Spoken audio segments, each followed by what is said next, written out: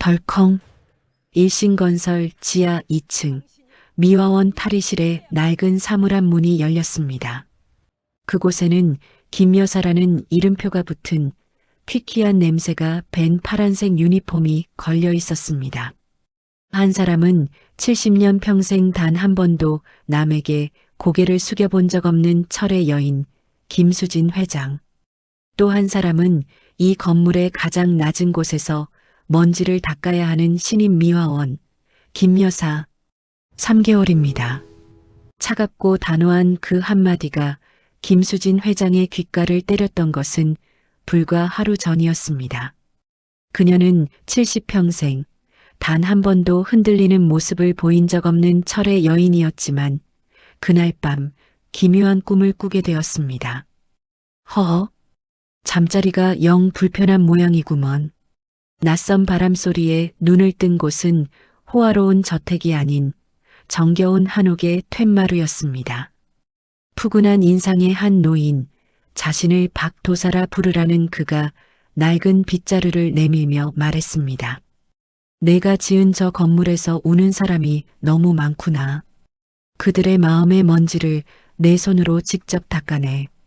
울음 하나를 그치게 할 때마다 내 수명도 하루씩 늘어날 것이야. 울음 하나의 수명 하루. 어때?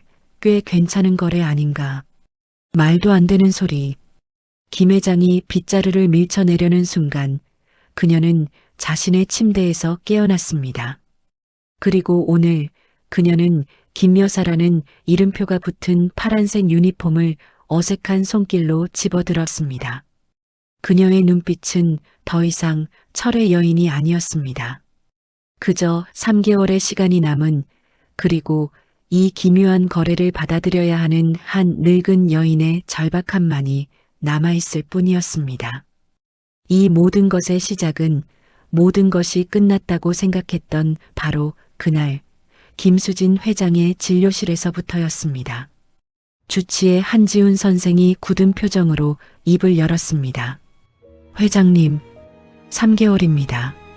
김수진 회장은 그저 맑은 눈빛의 젊은 의사를 물끄러미 바라볼 뿐이었죠. 무슨 뜻인지 압니다. 그래서 정리할 시간을 주는 겁니까? 한지훈은 선한 눈빛을 떨구며 대답했습니다. 죄송합니다. 회장님, 지금껏 발견하지 못한 제 잘못이 큽니다. 끼익. 둔탁한 소리와 함께 최고급 세단의 뒷문이 열리고 김수진 회장이 자신의 제국 일신건설 빌딩으로 들어섰습니다. 뚜벅, 뚜벅. 로비를 울리는 그녀의 구두 소리에 모든 직원이 숨을 죽이고 고개를 숙였습니다. 그녀는 오로지 숫자와 실적만으로 사람을 판단했고 인정사정 없는 구조조정으로 철의 여인이라는 별명을 얻은 인물이었습니다. 하지만 오늘따라 저 높은 30층 회장실로 올라가는 엘리베이터가 유난히 더디게 느껴졌습니다. 텅 빈 회장실. 거대한 통유리창 너머로 자신이 평생 일군 도시의 풍경이 펼쳐졌습니다. 저 빌딩들, 저 다리들, 모두 그녀의 손을 거쳐 탄생한 것들이었습니다. 평생 앞만 보고 달렸는데 고작 3개월이라. 그녀는 쓴웃음을 지었습니다. 수십조 원의 자산도 수천 명의 직원도 지금 그녀의 병을 1초도 늦춰주지 못했습니다. 그녀는 평생 처음으로 자신의 손을 내려다보았습니다. 주름지고 거칠어진 손. 이 손으로 돈은 잡았지만 따뜻한 온기 한번 제대로 잡아본 적이 없었습니다. 그날 밤 김수진 회장은 수십억 원짜리 침대에서 난생 처음으로 깊은 허무함과 외로움을 느끼며 잠에 빠져들었습니다.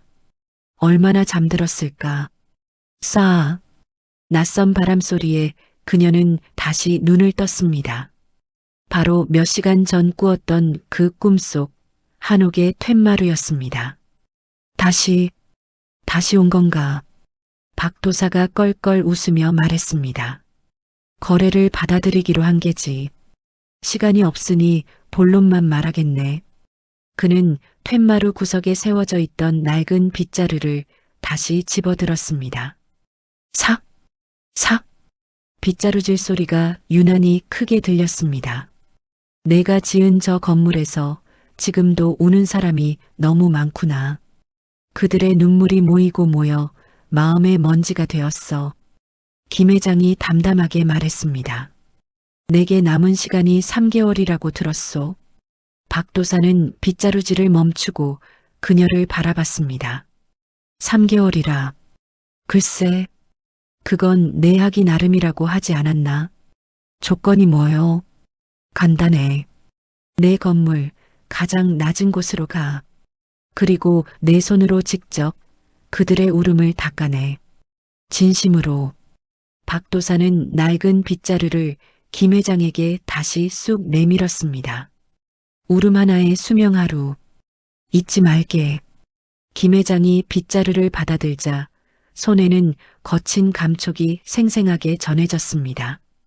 그리고 쎄, 거친 숨소리와 함께 그녀는 자신의 침대에서 다시 깨어났습니다. 다음 날 아침 일신건설에 비상이 걸렸습니다. 김수진 회장이 긴급 이사회를 소집한 것이었습니다.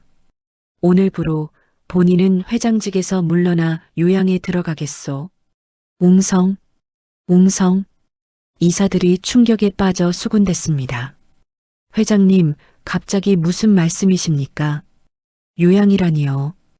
그녀의 유일한 조력자, 주치의 한지훈만이 그 결정의 무게를 알았지만 그는 입을 굳게 다물었습니다. 김수진 회장은 그렇게 홀연히 사라졌습니다. 그녀가 평생을 바친 30층 회장실은 불이 꺼졌고 모두가 그녀가 스위스의 최고급 요양원으로 떠났다고 생각했습니다. 하지만 그 시각, 덜컹, 일신건설 지하 2층 미화원 탈의실의 낡은 사물함 문이 열렸습니다. 김수진 회장이, 아니, 이제는 김 여사가 된 그녀가 어색한 손길로 김 여사라는 이름표가 붙은 파란색 유니폼을 집어들었습니다. 그녀의 눈빛은 더 이상 철의 여인이 아니었습니다. 그저 3개월의 시간이 남은 그리고 기묘한 거래를 받아들여야 하는 한 늙은 여인의 절박함만이 남아있을 뿐이었습니다. 김수진 회장은, 아니, 이제는 김 여사가 된 그녀는 어색하게 파란색 유니폼을 껴입었습니다. 평생 최고급 맞춤 정장만 입던 몸에 남의 땀 냄새가 밴 작업복이 감기는 감촉은 실로 끔찍했습니다. 사물함 거울에 비친 자신의 모습은 너무나도 낯설었습니다. 희끗한 파마머리에 화장기 없는 얼굴, 그리고 몸에 맞지도 않는 헐렁한 유니폼, 영락없는 초라한 늙은이의 모습이었습니다. 그녀는 깊은 한숨을 내쉬고 탈의실 문을 나섰습니다. 왁스 냄새와 묘한 하수구 냄새가 섞인 복도를 지나자 미화원 휴게실에 사람들이 모여 있었습니다. 어머, 저기 오네. 신입. 아이고, 곱게도 늙으셨네. 수군거리는 소리 사이로 넉살 좋은 미소를 지녔지만 눈빛만큼은 매서운 한 여자가 그녀 앞을 막아섰습니다. 바로 미화 반장 오미숙이었습니다. 김 여사님? 첫날부터 늦으면 어떡해요. 우리가 무슨 놀러 나온 줄 아나? 김수진은 평생 이런 핀잔을 들어본 적이 없었기에 순간 얼굴이 굳었습니다. 조금 늦었습니다. 오미숙 반장은 혀를 끌끌 차며 그녀를 위아래로 훑어보았습니다. 보아하니 이런 일 한 번도 안 해본 손 같은데 백이라도 좋으신가? 하긴 요즘엔 이런데도 백으로 들어온다더라. 오 반장의 날카로운 말에 김수진은 입술을 깨물었습니다. 아닙니다. 열심히 하겠습니다. 열심히? 말은 누가 못해. 오 반장은 청소 도구함에서 가장 낡아 보이는 양동이와 걸레, 그리고 변기소를 꺼내 김수진의 발 앞에 툭 던졌습니다. 쨍그랑. 쇠 양동이가 바닥에 부딪히는 소리가 유난히 크게 울렸습니다. 저기 1층 로비, 여자 화장실부터 시작해요.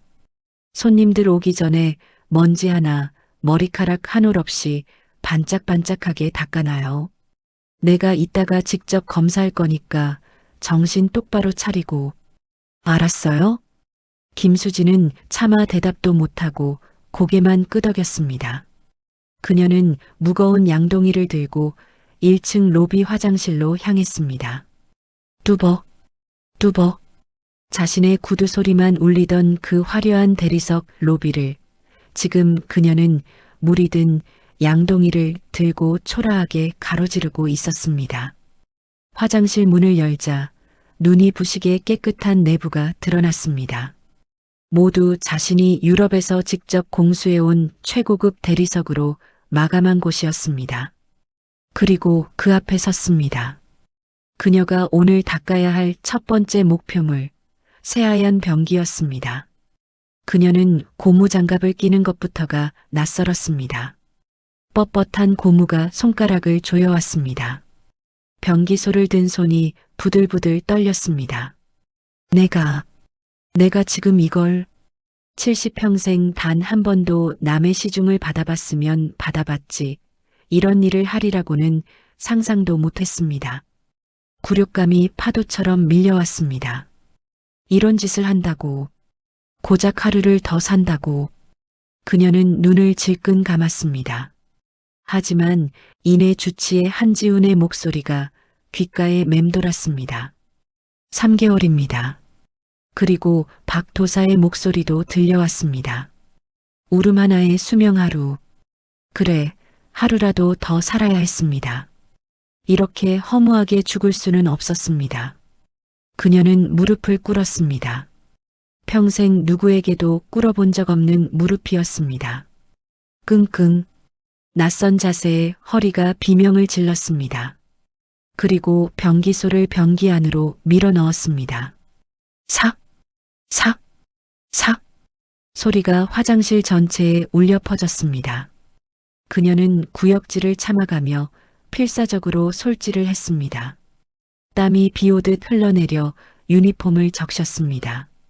현기증이 일었습니다. 이게 사는 건가? 이렇게까지 해서. 그녀가 변기물을 내리고 휘청이며 일어서려던 바로 그 순간이었습니다. 흑, 흑. 아주 작고 희미한 소리였습니다. 잘못 들었나? 김수진은 숨을 죽였습니다. 삭, 삭. 자신의 거친 숨소리와 물 내려가는 소리뿐이었습니다. 아니었습니다. 다시 귀를 기울이자 분명히 들려왔습니다. 흑, 흑. 누군가 울고 있었습니다. 소리는 화장실 가장 안쪽 마지막 칸막이 안에서 새어나오고 있었습니다. 박도사가 말한 마음의 먼지. 우는 사람. 김수진의 심장이 세차게 뛰기 시작했습니다. 그녀는 자신도 모르게 양동이를 내려놓고 그 마지막 칸막이 문으로 천천히 다가가고 있었습니다. 그녀의 첫 번째 미션이 바로 저 문 너머에 있었습니다. 흑, 흑. 누군가의 울음소리였습니다. 그것은 애써 입술을 깨물며 참아내려는, 그래서 더 가슴 아픈 흐느낌이었습니다. 나는 소리가 나는 곳을 향해 천천히 걸음을 옮겼습니다. 그 소리는 텅 빈 여자 화장실 가장 안쪽 칸에서 새어나오고 있었습니다. 나는 누구인지 묻지도 문을 두드리지도 못하고 그저 가만히 서 있었습니다. 잠시 후 칸막이 문이 조용히 열리고 붉게 충혈된 눈의 젊은 여직원 하나가 고개를 푹 숙인 채 걸어 나왔습니다. 거울 앞에서 황급히 눈가를 훔쳐내는 그 얼굴은 낯이 익었습니다. 아침마다 나에게 깍듯이 인사하던 웃는 모습이 해맑아 유난히 기억에 남던 계약직 사원. 아마 이름이 이순수였던가. 이순수는 거울 속에 비친 미화원 차림의 나를 발견하고는 화들짝 놀라며 더욱 고개를 숙였습니다. 죄송합니다. 시끄럽게 해서. 그리고는 도망치듯 화장실을 빠져나가려 했습니다. 잠깐만요. 나도 모르게 그 애를 붙잡았습니다. 이순수가 놀란 눈으로 나를 돌아보았습니다. 나는 락커 문을 열어 아침에 혹시나 하고 챙겨왔던 크림빵 하나를 꺼내 그 애의 손에 쥐어주었습니다. 울고 나면 배고픈 겁니다. 이순수는 따뜻한 빵의 온기에 애써 참았던 눈물이 다시 핑 도는 듯 했습니다. 아니, 괜찮습니다. 됐어요. 얼른 먹고 기운 차려요. 이래야지. 나는 일부러 더 퉁명스럽게 말하고는 보란듯이 대걸레를 집어들었습니다. 이순수는 한참을 망설이다가 이내 작은 목소리로 감사합니다. 김 여사님 하고는 빵을 쥔 채 꾸벅 인사를 하고 종종 걸음으로 사라졌습니다. 그 작은 등이 완전히 사라질 때까지 나는 아무 말 없이 그 뒷모습을 바라보았습니다. 어쩌면 저 아이가 박도사가 말한 첫 번째 마음의 먼지일지도 모른다는 예감이 강하게 스쳐 지나갔습니다. 그날 오후 나는 미화반 휴게실에서 오미숙 반장에게 슬쩍 물어보았습니다. 오 반장, 아까 화장실에서 울던 그 아가씨 말입니다. 이순수라고. 무슨 일 있답니까?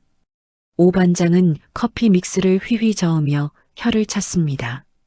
아이고, 김 여사. 몰랐어요? 걔 오늘부로 계약 만료 통보받았대. 쯧쯧. 안 그래도 며칠 전부터 얼굴이 반쪽이더니만. 그렇게 열심히 하더니 결국 잘리는 거라. 계약 만료요? 그럼. 요새 새로운 윤태석 본부장이라는 사람. 아주 냉혈한이랍니다. 숫자밖에 모른대. 오자마자 비용 절감이다 뭐다 해서 계약직들 싹 다 자르고 그 자리도 아르바이트로 돌린다고 하더라고. 그러니 저 착한 애가 버텨내겠어요. 즉, 윤태석 본부장. 내가 직접 스카우트한 숫자의 강한 젊은 피였습니다. 내가 평생을 숫자로 회사를 키워왔듯이 그 역시 나의 경영 방식을 그대로 빼닮은 인재였지요. 하지만 지금 그 냉철함이 누군가의 피눈물이 되고 있었습니다. 나는 그날 일을 마치자마자 미화원 유니폼을 벗어 던지지도 못한 채 곧장 병원으로 향했습니다. 나를 기다리고 있던 한지훈 원장이 황급히 나를 안으로 이끌었습니다. 회장님, 이게 무슨 행색이십니까? 이러다 정말 큰일 나십니다. 한 원장, 나 좀 도와줘요. 나는 그의 말을 자르고 단호하게 말했습니다. 지금 당장 일신건설 인사팀에 연락해서 이번 계약 만료자 명단 전부 내 메일로 보내라고 해요.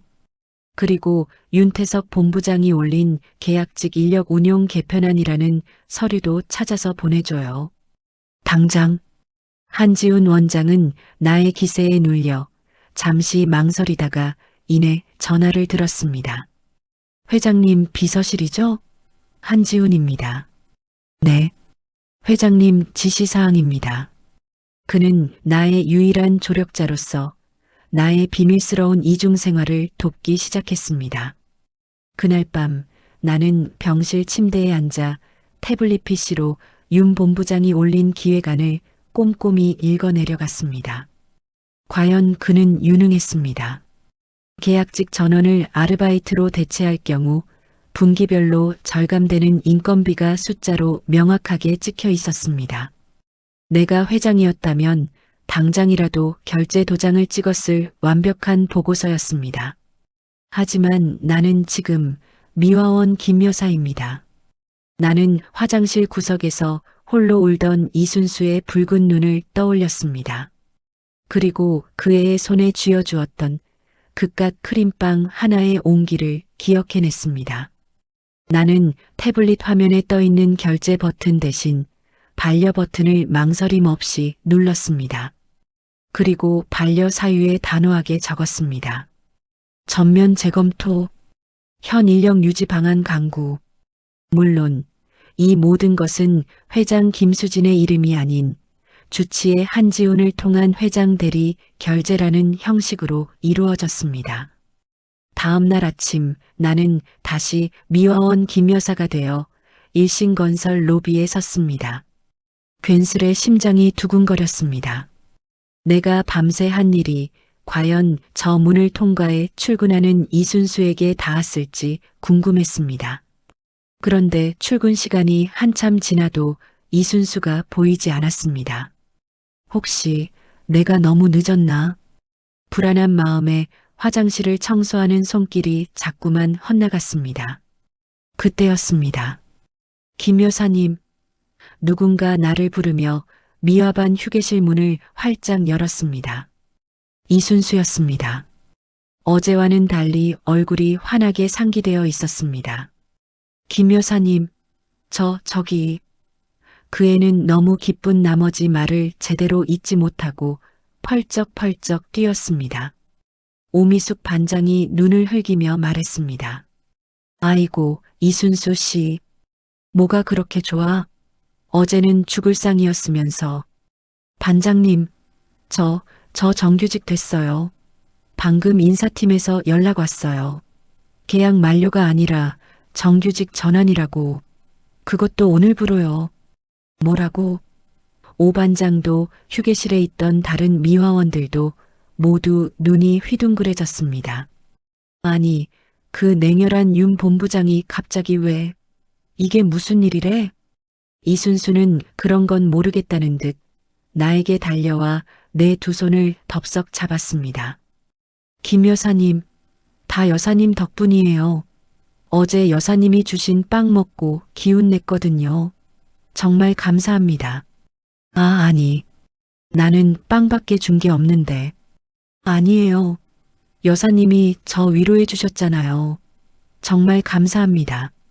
순진한 이순수는 모든 공을 나에게 돌리며 연신 고개를 숙였습니다. 나는 어색하게 웃으며 그 애의 등을 두드려 주었습니다. 잘 됐네. 이순수 씨, 축하해요. 그때 휴게실 문이 다시 열리며 날카로운 목소리가 들려왔습니다. 여기서 다들 뭐 하는 겁니까? 업무 시간 아닙니까? 차가운 표정의 윤태석 본부장이었습니다. 그는 방금 전에 소란이 못마땅한 듯 미간을 찌푸린 채 우리를 훑어보았습니다. 오미숙 반장님, 신입 교육 똑바로 안 시킵니까? 신입 미화원이 직원 휴게실에서 사담이나 나누고 나의 낡은 유니폼을 본 윤 본부장이 콕 집어 지적했습니다. 오 반장이 황급히 내 앞을 가로막았습니다. 아이고, 본부장님. 죄송합니다. 신입이라 아직 됐습니다. 그리고 이순수 씨. 윤 본부장은 이순수를 차갑게 바라보았습니다. 정규직 전환됐다고 들었습니다. 운이 좋은 줄 아세요. 회장님께서 요양 중이 아니셨다면 어림도 없었을 겁니다. 그는 마치 회장 대리 결제로 자신의 완벽한 기획안이 반려된 것에 대한 분풀이라도 하듯 싸늘한 말을 내뱉고는 뒤돌아가 버렸습니다. 이순수의 얼굴이 다시 하얗게 질렸습니다. 나는 아무 말 없이 내 옆에 있던 청소 카트를 밀어 윤 본부장이 지나간 복도를 닦기 시작했습니다. 내가 반려한 기획안, 내가 살려낸 계약직, 그리고 나를 노려보던 나의 부하 직원. 이 기묘하고 아슬아슬한 이중생활이 과연 언제까지 가능할지 나는 묵묵히 대걸레질을 할 뿐이었습니다. 윤태석 본부장이 남기고 간 자리는 얼음장처럼 차가웠습니다. 이순수의 얼굴은 하얗게 질려 있었지만 그럼에도 그녀는 내 쪽을 돌아보며 다시 한번 힘을 내어 말했습니다. 그래도 김 여사님, 정말 감사합니다. 나는 그저 어색하게 고개를 끄덕여 주었습니다. 그 작은 어깨가 사무실 안으로 사라지는 모습을 보며 나는 회장 김수진으로서 본부장 윤태석을 어떻게 다뤄야 할지, 그리고 미화원, 김 여사로서 저 가여운 사원 이순수를 어떻게 지켜봐야 할지 머릿속이 복잡하게 얽혀 들어갔습니다. 그날 밤 나는 모처럼 깊은 잠에 빠져들었습니다. 며칠간 나를 지독하게 괴롭히던 극심한 통증이 거짓말처럼 희미해진 덕분이었습니다. 그리고 다시 내 꿈에 그 푸근한 인상의 박도사가 나타났습니다. 그는 텃밭에 물이라도 준 사람처럼 아주 만족스러운 얼굴로 껄껄 웃었습니다. 허허, 봤지. 첫 번째 먼지 아주 잘 닦았어. 남의 눈에 눈물 닦아주는 거 그리 어려운 일 아니지 않느냐? 당신 대체 누굽니까? 나는 그냥 지나가던 훈수꾼이지. 훈수. 박도사는 내민 손바닥을 쫙 폈습니다. 자, 약속대로 첫 번째 선물이다. 수명하루. 하루요? 고작 하루 때문에 내가 이 고생을. 아따, 이 할멈 성질하고는. 하루가 어딘가. 티끌 모아 태산이라고 그렇게 하루하루 모으다 보면 어찌하나 기적이 일어날지. 박도사는 의미심장한 미소를 남기고는 아지랑이처럼 스르르 사라졌습니다. 다음 날 아침 나는 정기 검진을 위해 병원을 찾았습니다. 미화원 일이 고됐는지 아니면 정말 기적이 시작된 것인지 이상하게도 몸이 한결 가뿐했습니다. 한지훈 원장은 여느 때처럼 착잡한 표정으로 나를 맞이했습니다. 회장님, 무리하시면 안 됩니다. 오늘은 각오를 조금 하셔야 할 것 같습니다.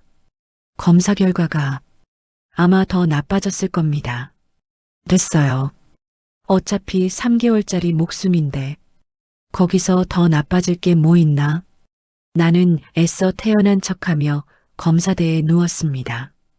각종 기계들이 윙, 윙 차가운 소리를 내며 내 몸을 훑고 지나갔고 피가 뽑혀나갔습니다. 하지만 내 마음은 이상하게도 평온했습니다. 1시간이 지났을까? 한지훈 원장이 태블릿 PC를 들고 진료실로 거의 뛰어들어왔습니다. 그의 얼굴은 평소의 침착함은 온데간데였고 마치 귀신이라도 본 사람처럼 하얗게 질려 있었습니다. 한 원장, 왜 그래요? 벌써 오늘 내일이래? 한 원장은 내 말에 대답도 없이 태블릿 화면과 내 얼굴을 번갈아 쳐다보며 중얼거렸습니다. 말도 안 돼. 이럴 수가 없습니다.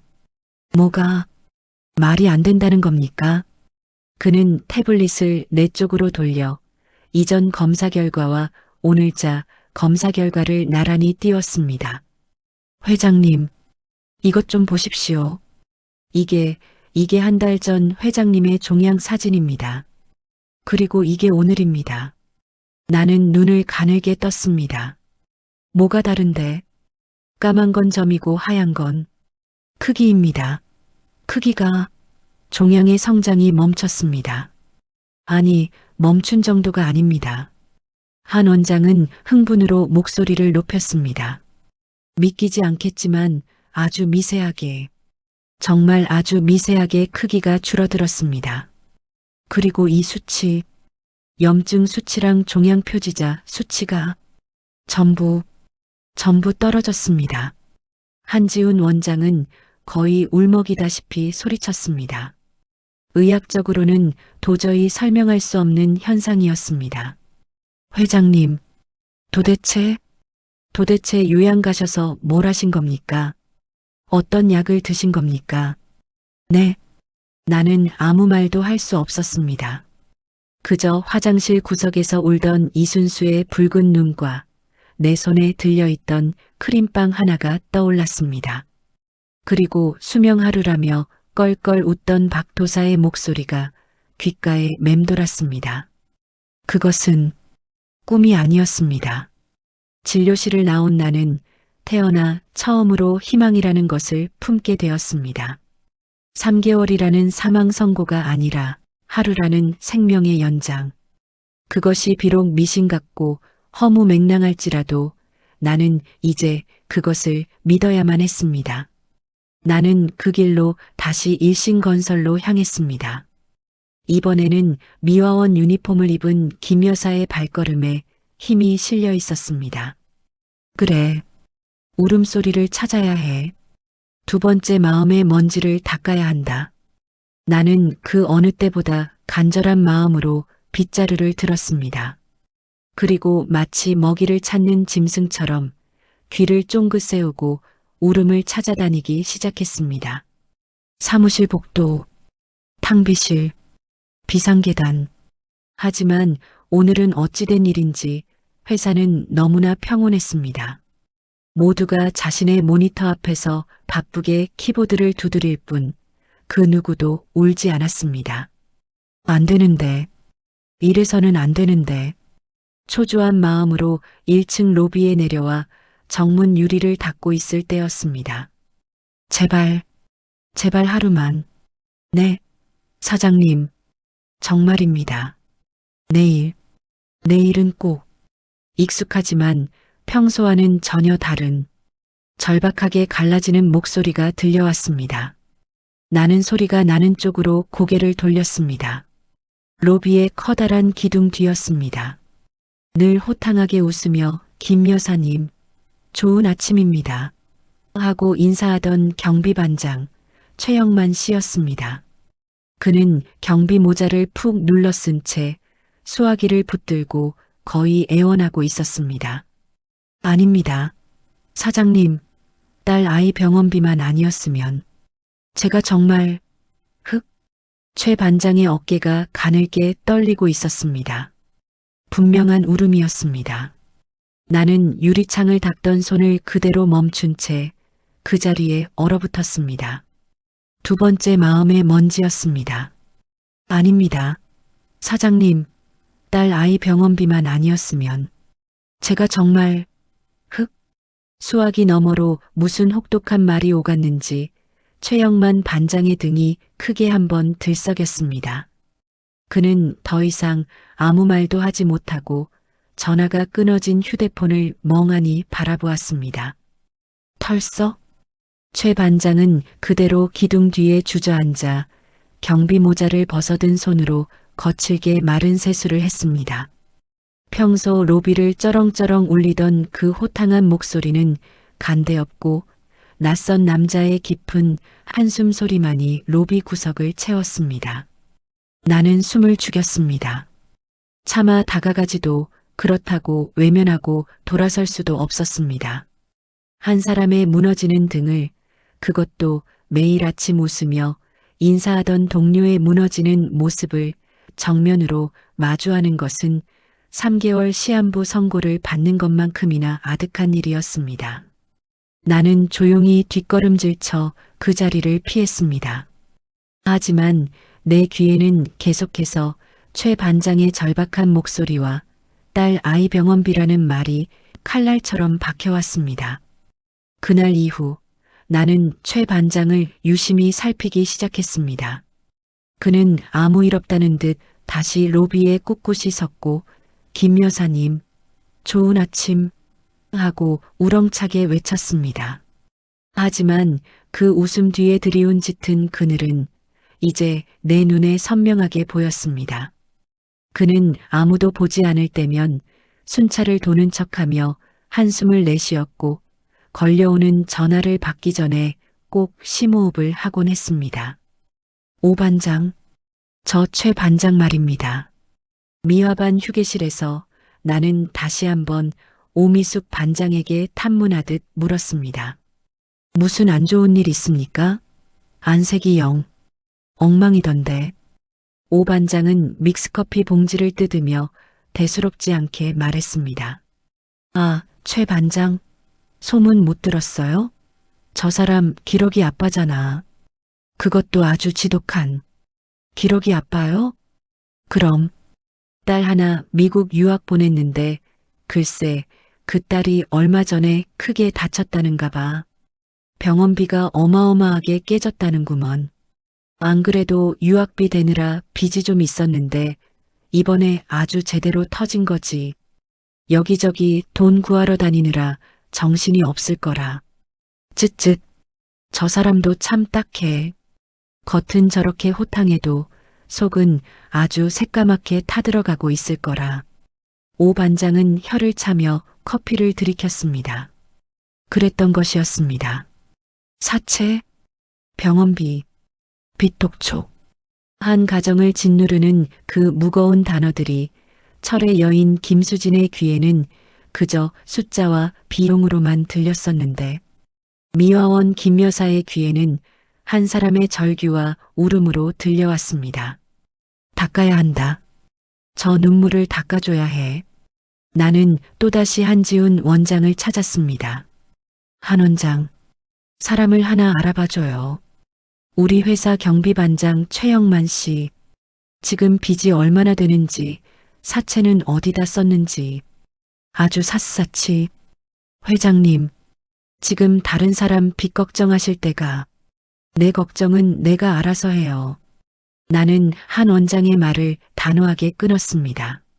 내 수명 연장 프로젝트의 두 번째 목표물이야. 얼른 알아봐줘요. 그리고 절대 그 사람이 눈치채게 해선 안 됩니다. 한 원장은 내 기세에 못 이긴다는 듯 결국 무거운 한숨과 함께 고개를 끄덕였습니다. 며칠 뒤 한지훈 원장에게서 보고서가 도착했습니다. 최영만 반장의 상황은 내가 생각했던 것보다 훨씬 심각했습니다. 딸의 수술비와 병원비로 인해 불어난 사채 빚은 그의 월급으로는 도저히 감당할 수 없는 수준이었습니다. 당장 내일 모레까지 갚지 못하면 사채업자들이 회사까지 쫓아올 판이었습니다.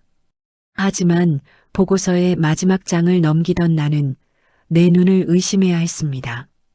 최영만, 58세, 10년 전 일신건설 하청업체 대명기획 소속 현장관리직으로 근무. 대명기획이었습니다. 10년 전 내가 비용 절감과 경영 효율화라는 명분으로 하루아침에 계약을 해지해버린, 그래서 수십 명의 실직자를 낳았던 바로 그 하청업체. 그는 그때 직장을 잃었습니다. 변변한 퇴직금 하나 받지 못하고 쫓겨났습니다. 그리고 10년이 흘러 돌고 돌아 자신이 쫓겨났던 바로 그 건물의 경비원으로 다시 돌아와 딸의 병원비 때문에 사채 빚에 시달리고 있었던 겁니다. 나는 온몸에서 피가 빠져나가는 듯한 현기증을 느꼈습니다. 이것은 내가 닦아야 할 마음의 먼지가 아니었습니다. 이것은 10년 전 회장 김수진이 직접 만들어낸 한 사람의 인생을 짓밟아버린 피눈물 그 자체였습니다. 일신건설 하청업체 대명기획. 보고서에 적힌 그 6글자가 망치처럼 내 뒤통수를 내리쳤습니다. 10년 전 내가 숫자 몇 개로 종이 위에서 지워버렸던 그 이름.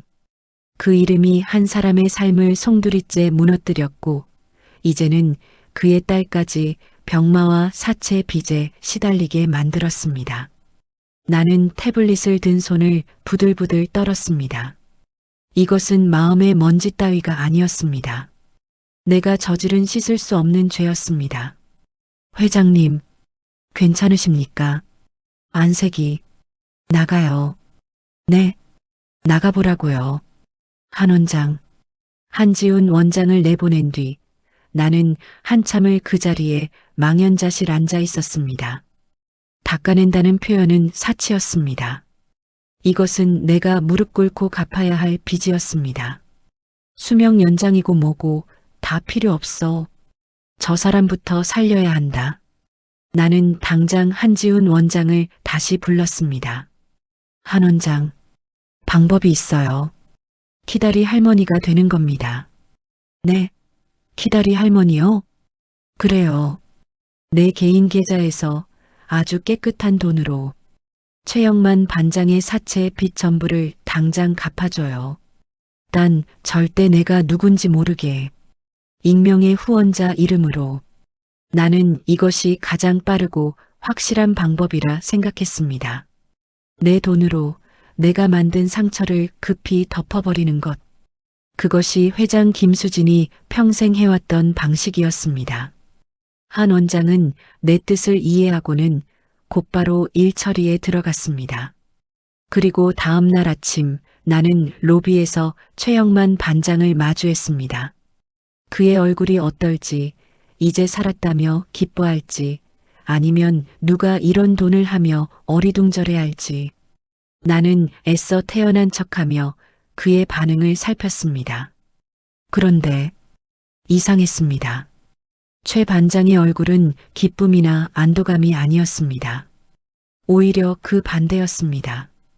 그는 누군가와 심각하게 통화를 하고 있었는데 그 표정은 며칠 전 빚독촉을 받을 때보다 훨씬 더 모욕감과 분노로 일그러져 있었습니다. 됐습니다. 필요 없다고요. 누군지 몰라도 그따위 공돈. 나는 안 받습니다. 쾅! 최 반장이 공중전화 수화기를 거칠게 내려놓았습니다. 나는 청소 카트 뒤에 숨어 이 믿을 수 없는 광경을 지켜보았습니다. 누가 날 거지로 하나? 내가 빚은 졌어도 구걸은 안 해. 그는 분을 이기지 못하는 듯 거친 숨을 몰아쉬었습니다. 한지훈 원장에게서 곧바로 문자가 날아왔습니다. 회장님, 실패입니다. 최영만 씨가 익명 후원을 완강히 거부합니다. 땀 흘려번 돈 아니면 단 한 푼도 안 받겠다고 합니다. 나는 그 자리에 얼어붙었습니다. 땀 흘려번 돈. 그랬습니다. 나는 또다시 돈으로 그를 해결하려 했습니다. 10년 전에는 돈 비용 때문에 그의 일자리를 빼앗았고 오늘은 돈 후원으로 그의 자존심을 짓밟을 뻔했습니다. 그는 자비를 원한 게 아니었습니다. 그는 정당한 대가를 원하고 있었습니다. 나는 그날 밤 병실에서 밤을 새웠습니다. 그리고 결심했습니다. 기다리 할머니가 아니라 빚쟁이 김수진이 되어야겠다고 말입니다. 다음 날 나는 한지훈 원장을 통해 법무팀의 비공식적인 검토를 받았습니다. 10년 전 대명 기획해직건, 물론 법적인 문제는 전혀 없었습니다. 계약서대로 처리했을 뿐이었지요. 하지만 도의적 책임, 내가 찾고 있는 것은 그것이었습니다. 나는 한 원장에게 새로운 지시를 내렸습니다. 한 원장, 회사 돈이 아닙니다. 내 개인 사재, 내 주식과 부동산을 일부 처분해요. 회장님, 갑자기 그 큰 돈은 어째서 최영만 반장에게 줘야 할 돈입니다. 나는 보고서를 작성하기 시작했습니다.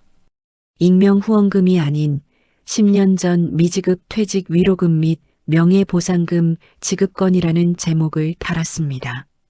10년 전 대명기획 소속으로 일신건설의 발전에 기여한 공로, 그리고 갑작스러운 계약 해지로 인해 그가 입었을 정신적, 물질적 피해, 그 모든 것을 회장 김수진의 이름이 아닌 일신건설 법무팀의 공식적인 문서로 만들었습니다. 이것은 동정이 아니라 그가 10년간 받지 못했던 정당한 권리여야만 했습니다.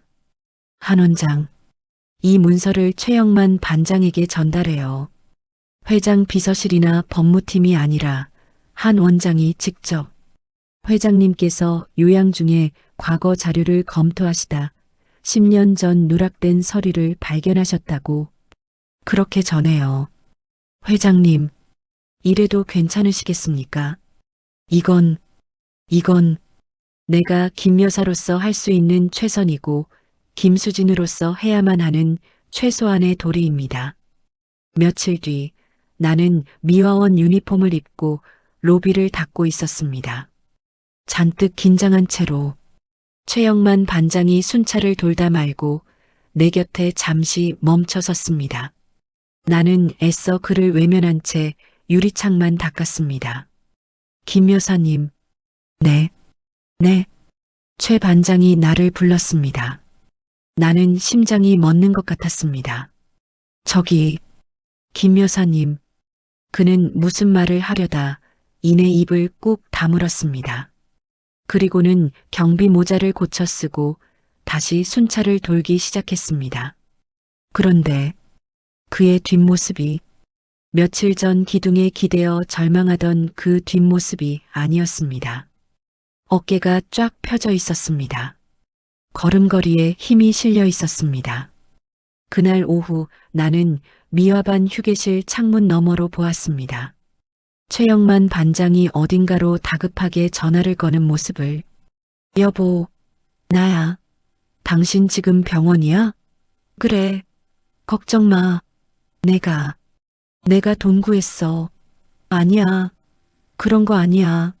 이건 내가 10년 전에 받았어야 할 내 퇴직금이야. 내 정당한 몫이라고. 엉엉. 여보, 정말 미안했어. 최영만 반장은 아이처럼 울고 있었습니다. 절망과 분노의 울음이 아닌 안도와 기쁨의 눈물이었습니다. 나는 그 모습을 멀리서 바라보며 청소 카트 뒤에 숨어 함께 눈물을 훔쳤습니다. 두 번째 마음의 먼지. 아니, 내가 만든 그 끔찍한 피눈물이 드디어 닦여나가는 순간이었습니다. 최영만 반장은 멍하니 자신의 통장 잔고를 바라보고 있었습니다. 거짓말처럼 그를 벼랑 끝으로 몰아가던 억대의 빚이 10년 전 미지급 퇴직금 및 특별위로금이라는 정확한 명목으로 하룻밤 사이에 모두 입금된 것이었습니다. 그는 떨리는 눈으로 로비 저편을 바라보았습니다. 그곳에는 신임 미화원 김 여사가 아무 일 없다는 듯 묵묵히 바닥에 먼지를 쓸어 담고 있었습니다. 그저 인자해 보이던 그 작은 뒷모습이 어쩐지 오늘따라 낯설고 거대하게 느껴지는 순간이었습니다. 그날 오후 미화원 휴게실은 그야말로 끓어오르는 솥단지 같았습니다. 좁은 공간에 둘러앉은 동료 미화원들이 믹스커피를 홀짝이며 저마다 목소리를 낮췄지만 그 흥분은 감춰지지가 않았습니다. 아니 글쎄, 최 반장님 그 빚이 하루아침에 해결됐다는 거야. 뭐, 그 지독한 사채업자들이 물러났다고? 말도 안 돼. 한 명이 고개를 갸웃하며 말했습니다. 그것뿐인 줄 알아? 얼마 전엔 계약직 이순수 씨 걔도 갑자기 정규직 전환됐잖아. 그것도 저 냉혈한 윤 본부장 결재가 뒤집힌 거라던데. 삭! 삭! 누군가 커피 봉지를 뜯는 소리가 유난히 크게 울렸습니다. 가만히 있어봐. 그러고 보니 이상하네. 이순수 씨도 그렇고 최 반장님도 그렇고 꼭 누가 뒤에서 다 해결해 주는 것 같단 말이지. 모두의 시선이 약속이나 한 듯 구석에서 조용히 걸레를 빨고 있는 김 여사, 김수진 회장에게로 향했습니다. 김수진은 애써 그 시선을 외면하며 걸레를 비트는 손에 힘을 주었습니다. 하지만 그들 중 단 한 사람, 오미숙 반장만은 팔짱을 낀 채 그 모습을 지그시 바라보고 있었죠. 그녀는 다른 이들처럼 그저 떠드는 게 아니었습니다. 평소에 넉살 좋은 미소 뒤에 날카로운 분석의 눈이 번뜩이고 있었습니다. 이상해. 오 반장은 기억을 더듬었습니다. 이순수가 화장실에서 울던 날 김 여사가 그 애한테 빵을 줬어. 최 반장이 빚 독촉 전화에 시달릴 때도 김 여사가 그 근처에 있었지. 모든 우연이 한 사람을 가리키고 있었습니다. 그리고 최 반장 빚이 해결되자마자 제일 먼저 달려가서 자기 일처럼 축하해줬어. 마치 다 알고 있었다는 듯이. 오 반장은 왠지 모를 위화감을 느꼈습니다. 저 인자해 보이는 늙은 신입이 그저 평범한 동네 할머니가 아닌 것만 같았습니다. 김 여사님, 탕. 걸레를 짜던 김수진이 놀라들고 있던 바가지를 놓칠 뻔했습니다. 오 반장이 어느새 그녀의 등 뒤에 바싹 다가와 있었습니다. 네. 아, 네. 반장님. 아까 최 반장님 일 말이에요. 김수진은 마른 침을 삼켰습니다. 최 반장님 일이라면 어떻게 그렇게 빨리 알았어요? 우린 방금 점심 먹으면서 들었는데 김 여사님은 아침부터 알고 계셨던 것 같아서. 아, 그게. 김수진은 순간 머릿속이 하얘졌습니다. 그냥 아침에 로비에서 최 반장님 표정이 너무 좋아 보이시길래 무슨 좋은 일 있으시냐고 그냥 그렇게 물어봤습니다. 그래요? 그냥. 오 반장은 더 묻지 않았지만 그 눈빛은 그 대답 믿지 않아라고 선명하게 말하고 있었습니다. 한편 건물 가장 높은 층의 본부장실에서는 그보다 더 차가운 냉기가 흘렀습니다. 신임 윤태석 본부장이 자신의 태블릿 PC를 노려보고 있었습니다. 탁! 그가 화면을 거칠게 내리쳤습니다. 계약직 이순수, 정규직 전환 승인, 최종 결제자 회장 비서실, 경비팀 최영만, 특별위로금 지급, 지급처 회장 비서실, 윤 본부장의 미간이 좁혀졌습니다. 자신의 경영 효율화 방안, 즉 비용 절감을 위한 핵심 안건 두 가지가 연속으로 정체불명의 루트를 통해 뒤집힌 것이었습니다. 이게 대체. 그는 헛웃음을 쳤습니다. 김수진 회장님은 지금 위독하셔서 요양원에 계신다고 했는데 비서실 놈들이 감히 내 결제를 뒤집어? 아니면. 그는 선과 악이 공존하는 얼굴로 통유리 창밖을 내다봤습니다. 저 아래 개미처럼 작게 보이는 사람들을 훑어보던 그의 눈이 가늘어졌습니다. 누가 내 뒤에서 장난질을 치고 있는 거지. 그는 즉시 비서실장에게 전화를 걸었습니다. 나 윤 본부장이요. 지금 당장 회장님 요양원에 설치된 CCTV 최근 일주일치 전부 내게 보내. 그리고 그는 목소리를 낮췄습니다. 회장님 주치의 한지훈 선생. 그 사람 동선도 같이 파악해서 보고해. 즉시.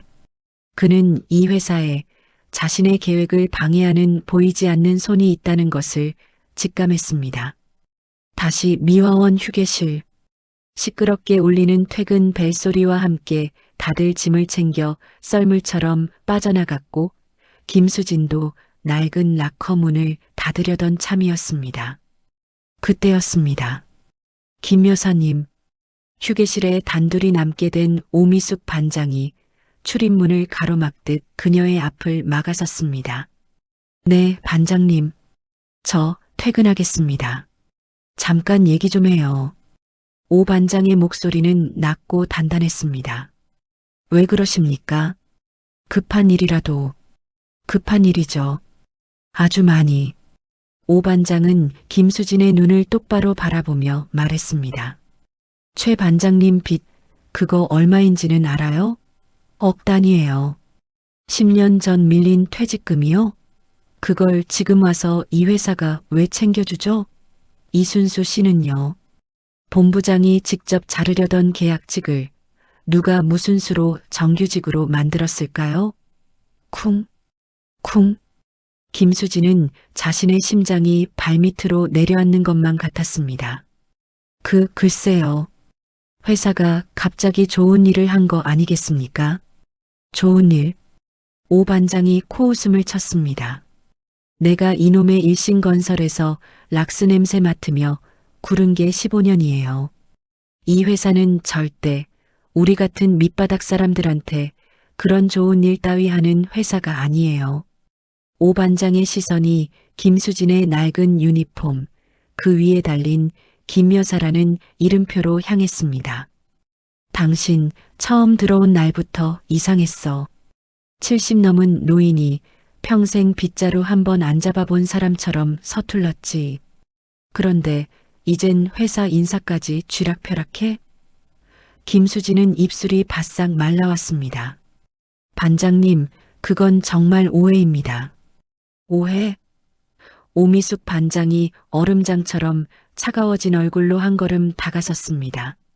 그녀의 눈이 김수진의 모든 것을 꿰뚫어 보려는 듯 빛났습니다. 당신 정체가 뭐예요? 대체 누구길래 이순수와 최 반장을 돕는 거죠? 당신 혹시 그녀가 목소리를 속삭이듯 낮췄습니다. 저 위에 새로운 윤 본부장이 심어놓은 끈아풀이에요? 아니면 그녀는 잠시 숨을 골랐습니다. 당신 김수진 회장이 보낸 감시자라도 되는 겁니까? 오미숙 반장의 얼음장 같은 질문이 좁은 휴게실을 가득 채웠습니다. 김수진 회장은 말문이 막힌 채 입술만 달싹였습니다. 감시자, 차라리 그렇게라도 믿어준다면 이 위기를 넘길 수 있을까? 그녀가 간신히 입을 열어 변명을 하려던 바로 그 순간이었습니다. 쾅, 쾅, 쾅. 누군가 휴게실 문을 주먹으로 거칠게 두드렸습니다. 거기 누구들 있어요? 오 반장님, 김 여사님, 빨리 나와보세요. 큰일 났어요. 문 밖에서는 최영만 반장의 다급한 목소리가 터져 나왔습니다. 무슨 일이에요? 문 부서지겠네. 오 반장이 짜증 섞인 목소리로 문을 활짝 열자 최 반장이 땀범벅이 된 얼굴로 숨을 헐떡이며 서 있었습니다. 지금 로비에 윤 본부장이. 그 말에 김수진과 오 반장은 불길한 예감을 안고 로비로 뛰쳐나갔습니다. 로비는 그야말로 아수라장이었습니다. 퇴근했던 미화원들과 경비원들이 모두 로비 중앙에 모여 웅성거리고 있었고 그들 앞에는 냉철한 얼굴의 윤태석 본부장이 비서 며칠 대동한 채 서 있었습니다. 그리고 그의 손에는 확성기 하나가 들려 있었습니다. 치익. 자, 다들 조용히 하시고 제 말 들으시죠. 마이크 소리가 텅 빈 로비를 날카롭게 울렸습니다. 방금 전 회사 게시판에 공식 공고가 올라갔습니다. 주주총회와 이사회의 긴급 승인을 받은 사안입니다. 윤 본부장은 모여선 사람들을 마치 숫자를 세는 기계처럼 차갑게 훑어보았습니다. 우리 일신건설은 경영 합리화와 비용 절감을 위해 금일부로. 그는 잠시 말을 끊었다가 가장 잔인한 단어를 내뱉었습니다. 미화반과 경비반 전원을 외주 용역으로 전환하기로 결정했습니다. 뭐라고요? 외주 용역? 그게 무슨 소리야? 지금 당장 나가라는 거잖아요. 사람들 사이에서 고함과 울분이 동시에 터져 나왔습니다. 조용히 하십시오. 윤 본부장이 확성기에 대고 소리쳤습니다. 법적으로 문제없도록 한 달치 위로금은 지급할 겁니다. 단, 그는 서류 하나를 들어보였습니다. 여기 자발적 퇴사 동의서에 서명하시는 분에 한해서입니다. 서명하지 않으실 경우 위로금 지급은 보류됩니다. 그것은 협상이 아닌 명백한 통보였습니다. 어떻게 이럴 수가 있어? 우리가 이 회사에서 구른 세월이 얼만데. 윤 본부장, 당신이 사람이요. 그때였습니다. 당신 정말 이럴 거요? 모든 소리를 뚫고 오미숙 반장의 목소리가 울려 퍼졌습니다. 그녀는 인파를 헤치고 윤 본부장의 코앞까지 걸어나갔습니다. 오 반장님이시군요. 마침 잘 됐습니다. 직원들 설득이나 잘해주시죠. 이게 다 회사를 위한 일입니다. 회사를 위한 일? 오 반장이 기가 막힌다는 듯 헛웃음을 쳤습니다. 사람들 밥줄을 하루아침에 끊어놓는 게 회사를 위한 일이라고? 당신 눈엔 우리가 그냥 줄여도 되는 비용으로만 보입니까? 그렇습니다. 윤 본부장은 눈 하나 깜빡하지 않았습니다. 숫자는 거짓말을 안 하죠. 오 반장님. 여러분들이 창출하는 가치보다 여러분들에게 들어가는 비용이 더 큽니다. 그래서 정리하는 겁니다. 숫자.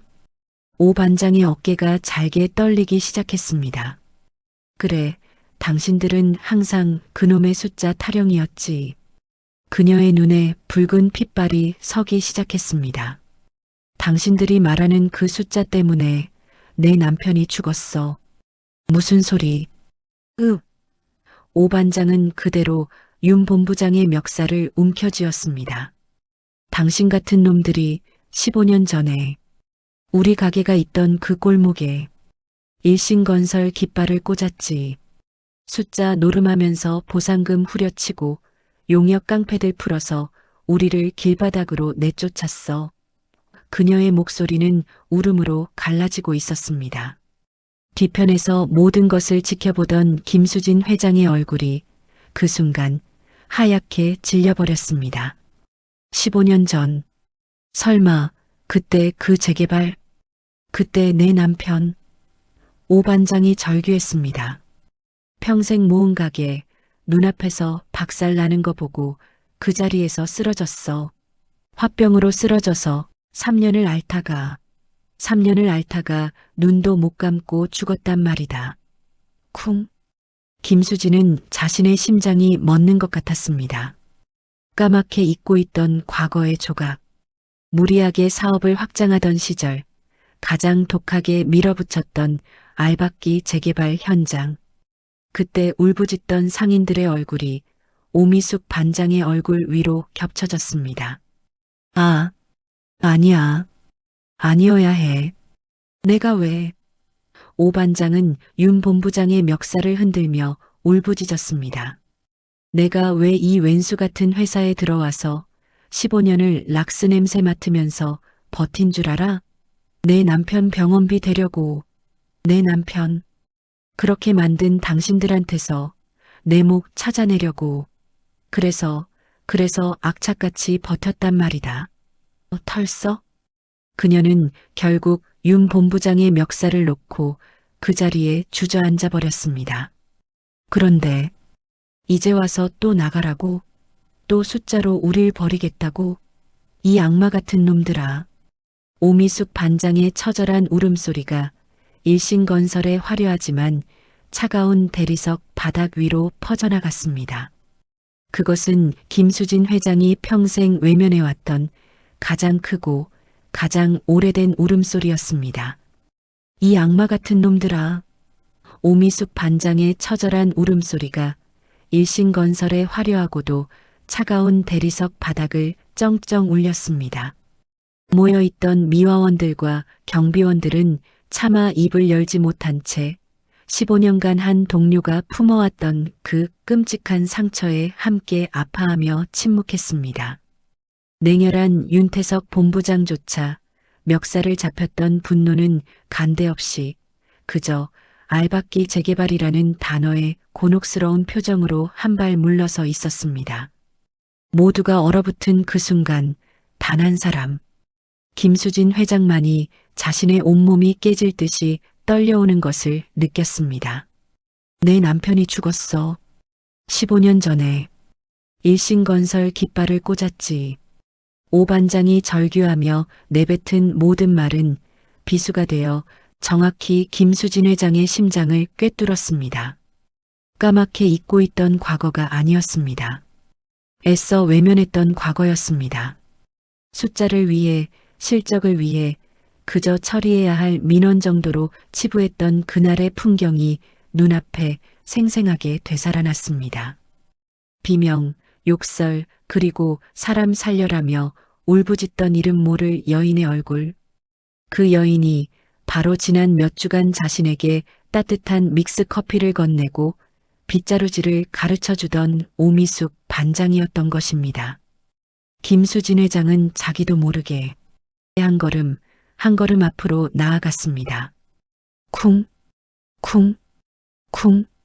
자신의 발소리가 마치 사형장으로 향하는 죄인의 발걸음처럼 로비 전체에 울리는 듯 했습니다.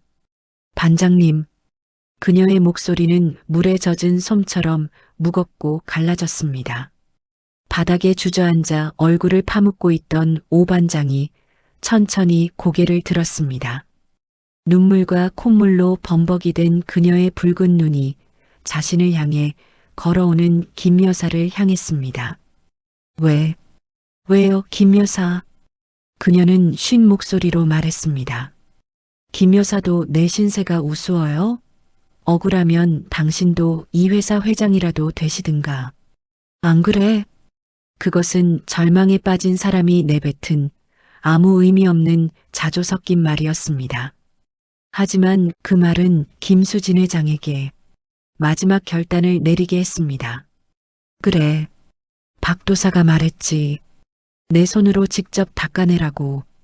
그녀는 자신이 지금 닦아야 할 것이 바닥의 먼지나 오반장의 눈물이 아니라 15년 전 자신이 직접 뿌려놓은 피눈물의 씨앗 그 자체임을 깨달았습니다. 김수진 회장은 오미숙 반장의 바로 그 앞에서 굳은 대리석 바닥에 천천히 그리고 무겁게 두 무릎을 꿇었습니다. 털썩? 김 여사님, 아니 할머니, 왜 이래요? 뒤에서 지켜보던 최영만 반장과 이순수 씨가 경악하며 소리쳤습니다. 윤태석 본부장의 눈이 이게 대체 무슨 쇼인가 하는 듯 가늘어졌습니다. 하지만 가장 충격을 받은 것은 눈앞에서 무릎 꿇은 김 여사를 내려다보고 있는 오미숙 반장이었습니다. 뭐야? 지금 뭐 하는 거예요? 일어나요. 왜 이래 정말. 그녀는 당황하여 김수진 회장을 일으키려 했습니다. 미안합니다. 김수진 회장은 고개를 깊게 숙인 채 말했습니다. 내가, 뭐가 미안해요. 김 여사가 뭐가 미안해. 미안한 건 저기 저 뻔뻔하게 서 있는 윤 본부장이고 이 회사고 그 김수진이라는 여자지. 당신이 왜? 김수진은 천천히 고개를 들었습니다. 그녀의 선한 눈에서는 후회와 고통의 눈물이 하염없이 흐르고 있었습니다. 아닙니다. 그녀는 떨리는 목소리로 하지만 로비에 있는 모든 사람이 들을 수 있도록 똑똑히 말했습니다. 내가 미안합니다. 그녀는 오미숙 반장의 눈을 정면으로 바라보았습니다. 내가 바로 당신 남편을 죽게 만든 당신 가게를 부순 그 여자입니다. 정적이 흘렀습니다. 1초, 2초, 아무도 그 말의 뜻을 이해하지 못했습니다. 오미숙 반장은 멍하니 눈만 깜빡였습니다. 김 여사, 지금 무슨 말을 하는 거예요? 술 마셨어요? 김수진은 헝클어진 머리를 한 채 이 세상에서 가장 고통스러운 목소리로 자신의 이름을 불렀습니다. 내 이름은 김 여사가 아닙니다. 내 이름은 김수진, 이 일신건설의 회장 김수진입니다. 뭐라고요? 오미숙 반장의 얼굴에서 모든 핏기가 사라졌습니다. 그녀는 귀를 의심했습니다. 지금 뭐라고? 회장님? 최영만 반장과 이순수 씨가 동시에 외쳤습니다. 그들의 얼굴은 고마운 은인이 순식간에 정체를 알 수 없는 존재로 변해버린 것에 대한 극도의 혼란으로 가득 찼습니다. 그때였습니다. 하하. 로비 한 구석에서 윤태석 본부장의 차가운 박수 소리가 울려 퍼졌습니다. 짝, 짝, 짝. 이거 정말 걸작이군요. 그는 흥미롭다는 듯 무릎 꿇은 김수진과 넋이 나간 오미숙을 번갈아 보았습니다. 어쩐지 내 결제안이 계속 반려되고 주치의 한지훈이 수상하게 움직인다 했습니다. 요양원에 계신다던 회장님이 바로 여기 이 지저분한 청소부들 틈에 숨어 계셨을 줄이야. 가난한 자 코스프레라도 하신 겁니까? 아니면 이게 요즘 유행하는 잠입 경영 뭐 그런 겁니까? 회장님. 회장님이라는 윤 본부장의 확인 사살에 로비는 그야말로 폭발했습니다. 회장이라고? 저 할머니가? 그럼 우리 속인 거야? 우릴 감시하려고?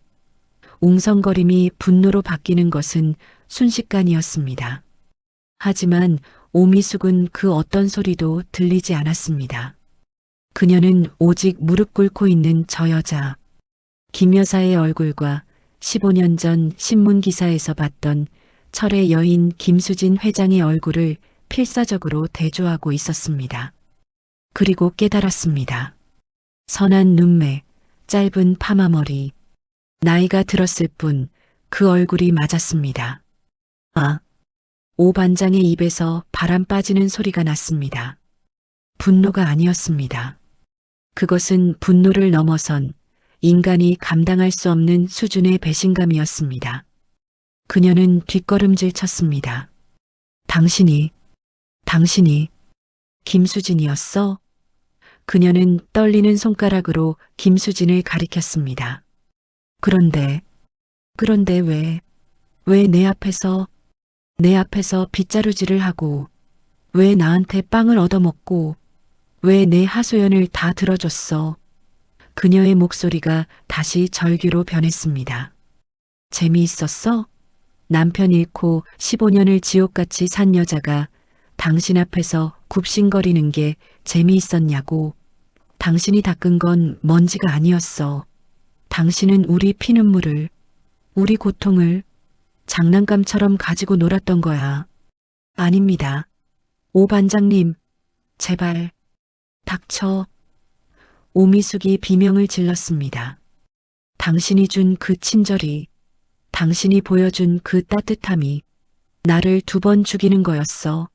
차라리 처음부터 회장이라고 밝히든가. 왜 나를 비참하게 만들어? 반장님, 사실은 내가 아파서. 김수진은 모든 것을 고백하려 했습니다. 시한부 선고를, 박도사의 거래를, 어떻게든 속죄하고 싶었던 진심을. 내가 3개월밖에. 그래서 오미숙이 얼음처럼 차가운 목소리로 그녀의 말을 잘랐습니다. 아파서 곧 죽을 것 같으니까 마지막으로 착한 일이라도 해서 천당 가고 싶었나 보지. 쿵. 김수진은 심장에 거대한 망치를 맞은 것 같았습니다. 당신 구원받자고 내 상처를 이용한 거야? 내 남편 목숨값을 당신 수명 늘리는 데 쓴 거냐고. 이 악마. 당신은 15년 전이나 지금이나 똑같은 악마야. 아닙니다. 아니에요.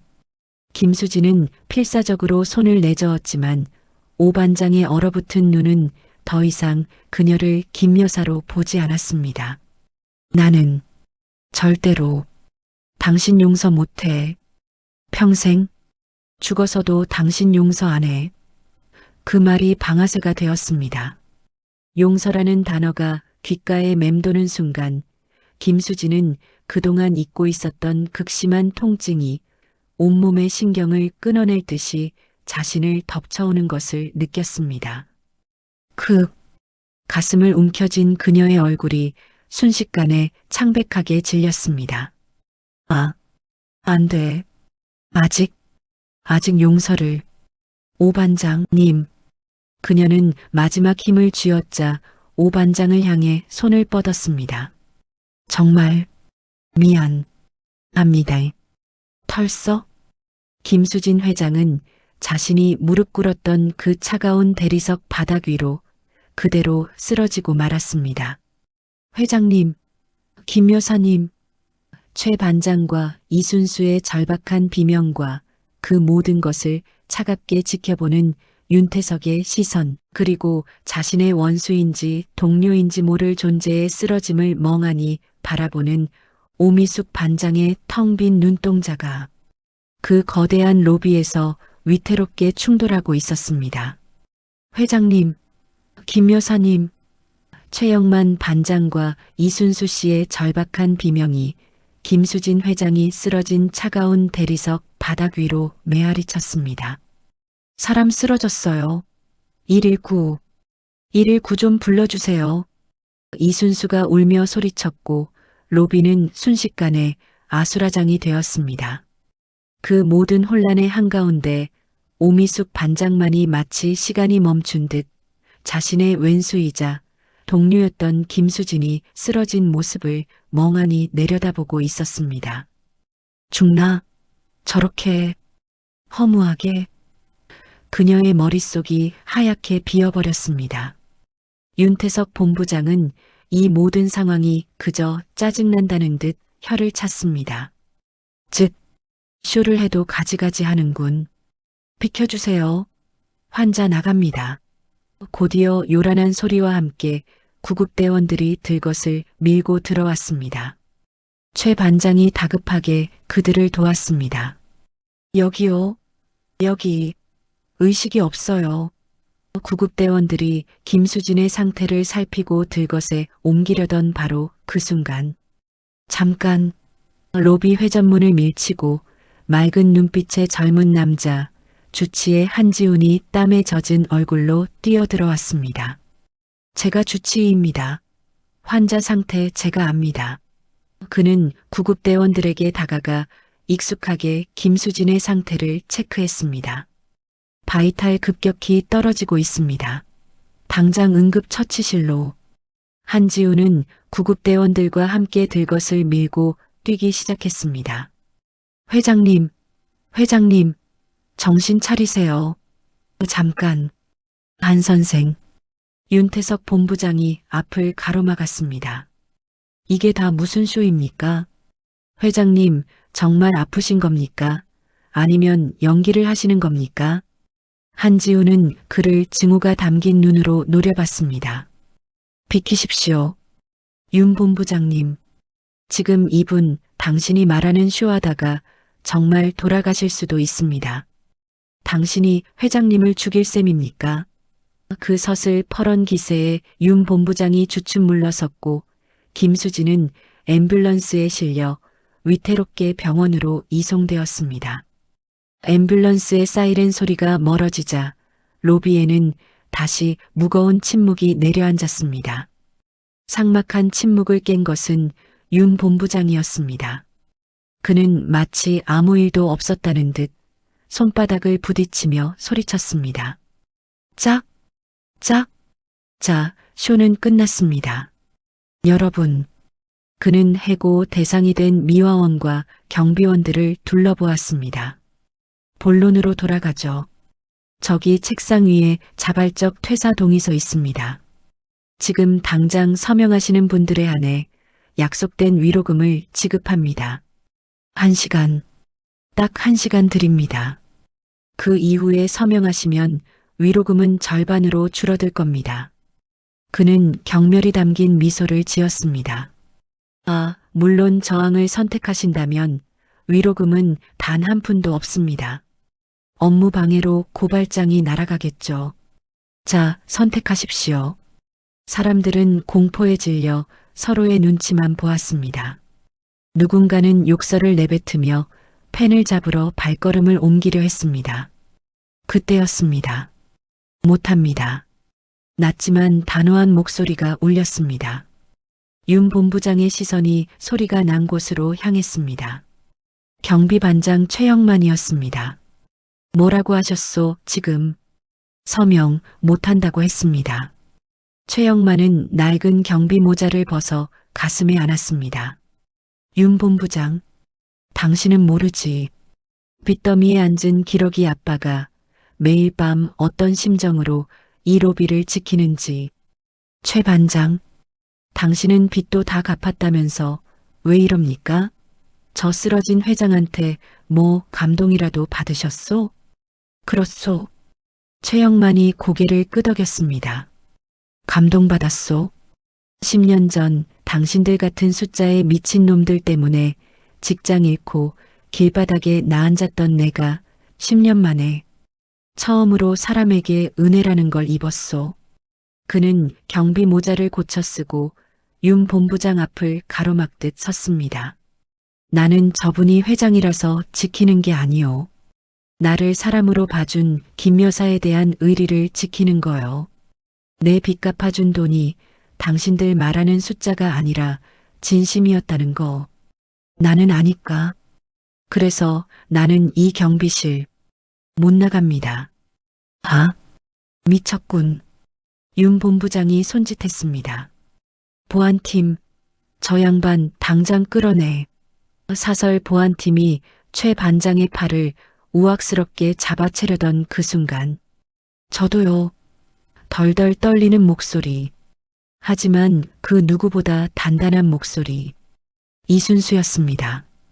그녀는 계약직일 때 입던 낡은 옷이 아닌 정규직이 되고 나서 산 깨끗한 면 원피스 차림이었습니다. 그녀는 최 반장의 앞을 막아서며 두 팔을 벌렸습니다. 이순수 씨, 당신은 비켜. 윤 본부장이 소리쳤습니다. 당신은 정규직이야. 이 미화경비팀 해고랑 아무 상관없다고. 상관 있어요. 이순수가 눈물을 뚝뚝 흘리며 외쳤습니다. 저도 김 여사님이, 아니, 회장님이 아니었으면 지금 저기 서명하러 가는 저분들처럼 울면서 쫓겨났을 거예요. 그녀는 가슴에 달린 자신의 사원증을 꽉 움켜쥐었습니다. 회장님은 저한테 이 사원증을 주셨어요. 쓸모없는 비용이 아니라 일신건설 직원이라고 불러주셨다고요. 그런데 저분들 다 쫓아내고 저 혼자 이 사원증 목에 걸고 제가 어떻게 행복하게 일해요? 저분들 다 나가면 저도 이 회사 못 다녀요. 아니, 안 다녀요. 이것들이 정말 단체로 미쳤나? 윤 본부장의 얼굴이 분노로 일그러졌습니다. 좋아. 최영만, 이순수, 두 사람도 똑같이 업무 방해로 처리하지. 당장 저 두 사람 끌어내. 보안팀이 망설임 없이 두 사람에게 달려들었습니다. 바로 그때였습니다. 콸콸콸. 아, 차가워. 누군가 양동이에 가득 담긴 찬물을 보안팀의 면전에 그대로 끼얹어 버렸습니다. 모두의 시선이 한 곳으로 향했습니다. 텅 빈 양동이를 든 채 15년 전 남편을 잃었던 그날처럼 넋이 나가 있던 오미숙 반장이었습니다. 그녀는 부들부들 떨고 있었습니다. 오 반장, 당신 지금 뭐 하는 거요? 윤 본부장이 경악하며 소리쳤습니다. 오미숙은 천천히 고개를 들었습니다. 그녀의 눈은 증오와 슬픔, 그리고 알 수 없는 분노로 이글거리고 있었습니다. 윤 본부장, 그녀의 목소리는 물에 젖어 갈라졌습니다. 당신은 15년 전이나 지금이나 변한 게 하나도 없구나. 사람을 끝까지 이렇게 벼랑 끝으로 몰아야 직성이 풀려. 저 사람들이 당신한테 뭘 잘못했는데 평생 빗자루질 경비만 선 게 죄야? 오 반장, 당신 지금 왼수 편이라도 드는 거요? 저 여자가 당신 남편 죽인 김수진이라고. 닥쳐. 오미숙이 비명을 질렀습니다. 김수진, 그 여자는 내 왼수야. 내 손으로 죽여도 시원찮을 악마라고. 그녀는 숨을 몰아쉬었습니다. 그런데 내 왼수는 내가 처리해. 당신 같은 숫자 나부랭이가 감히 내 동료들을, 내 밥그릇을 또다시 짓밟는 건 내가 두 눈 뜨고 못 봐. 그녀는 양동이를 바닥에 내던졌습니다. 쨍그랑. 그리고 휴게실 구석에 세워져 있던 빗자루를 집어들었습니다. 뭐하고 서 있어, 다들. 그녀가 미화원 동료들을 향해 소리쳤습니다. 저놈들한테 또 당할 거야? 15년 전에 내가 당한 것처럼 또 길바닥에 나앉을 거냐고. 그 말에 공포에 질려있던 미화원들의 눈빛이 변하기 시작했습니다. 그들은 하나둘 자신들의 밥줄이자 무기인 빗자루와 대걸레를 집어들었습니다. 그들은 오미숙의 곁으로, 그리고 최영만과 이순수의 등 뒤로 모여들었습니다. 그들은 공격하지 않았습니다. 그저 빗자루를 방패처럼 세워들고 로비의 입구를 막아섰습니다. 이것들이. 윤 본부장은 이 어이없고도 단단한 저항에 할 말을 잃었습니다. 수십 개의 빗자루가 그의 냉혹한 숫자, 경영을 가로막고 서 있었습니다. 일신건설 로비, 그 차갑고 높은 천장 아래 최영만 반장과 이순수 씨의 목소리가 단단하게 울려 퍼지고 있었습니다. 우리도 이 회사 사람이다. 그 외침은 단순한 고함이 아니었습니다. 자신들의 삶의 터전을, 아니, 자신들의 존엄을 지키기 위한 마지막 절규와도 같았습니다. 보안 요원들이 당황한 듯 잠시 주춤했지만 곧 신임 윤태석 본부장의 차가운 손짓에 다시금 이들을 밀어내기 시작했습니다. 뭐 하는 거야? 당장 이 사람들 끌어내. 쩌렁쩌렁. 윤 본부장의 목소리가 로비를 찢을 듯 울렸습니다. 하지만 최 반장과 이순수 씨는 팔짱을 끼고 버텼습니다. 그들 뒤로 다른 미화원들과 경비원들이 하나둘씩 모여들어 스크럼을 짜기 시작했습니다. 그들은 더 이상 흩어진 존재가 아니었습니다. 그 모든 광경을 오미숙 반장은 한 걸음 떨어진 기둥 뒤에서 두 주먹을 피가 나도록 꽉 쥔 채 지켜보고 있었습니다. 그녀의 온몸이 사시나무처럼 떨리고 있었습니다. 함께 싸워야 한다는 걸 머리로는 알았지만 15년 묵은 남편의 병원비와 김수진 회장에 대한 배신감이 그녀의 발목을 쇠사슬처럼 붙잡고 놓아주질 않았습니다. 저 사람들 편에 서면 내 남편은, 내 인생은, 하지만 저들을 외면하면 나는, 그녀는 차라리 이 자리에서 기절이라도 했으면 좋겠다고 생각했습니다. 바로 그때 함께 스크럼을 짜고 있던 한 동료 미화원이 오 반장을 발견하고 외쳤습니다. 반장님, 오 반장님, 뭐해요? 어서 이리 와요. 모두의 시선이 그녀에게로 향했습니다. 윤 본부장의 경멸 어린 시선과 동료들의 간절한 시선이었습니다. 오미숙 반장은 그 자리에 얼어붙은 채 입술만 파르르 떨다가 결국 도망치듯 로비를 빠져나왔습니다. 차가운 복도를 정신없이 내달리던 그녀가 숨을 헐떡이며 멈춰선 곳은 다름 아닌 병원이었습니다. 김수진 회장이 입원한 VIP 병실 앞이었습니다. 그녀는 거친 숨을 몰아쉬며 굳게 닫힌 문을 노려보았습니다. 그래, 다 저 여자 때문이야. 저 여자가 모든 걸 망쳤어. 분노가 치밀어 올라 당장이라도 문을 박차고 들어가 머리채라도 잡고 싶었지만 어찌된 일인지 손은 올라가지 않았습니다. 대신 지난 며칠간 김 여사와 함께 변기를 닦고 퉁명스럽게 빵을 건네받고 또 자신도 모르게 속 깊은 이야기를 털어놓았던 순간들이 스쳐 지나갔습니다. 자신을 속인 건 밉지만 함께 울고 웃었던 그 시간까지 거짓은 아니었다는 걸 오 반장은 본능적으로 알고 있었습니다. 그녀는 한참을 망설이다 결국 조용히 문고리를 돌렸습니다. 끽. 경첩 소리가 유난히 크게 울렸습니다. 병실 안은 어두웠습니다. 그 넓은 VIP 병실에 대한민국 굴지의 건설사 회장이라는 사람이 그 흔한 간병인 하나 없이 링거대에 매달린 채 웅크리고 잠들어 있었습니다. 철의 여인이라 불리던 기세는 온데간데없고 그저 쭈글쭈글하고 병약한 늙은이 자신이 매일 청소하던 화장실에서 보던 바로 그 김 여사의 모습뿐이었습니다. 오미숙 반장은 저도 모르게 침대 곁으로 다가갔습니다. 그리고 창백한 김 회장의 얼굴을 물끄러미 내려다보았습니다.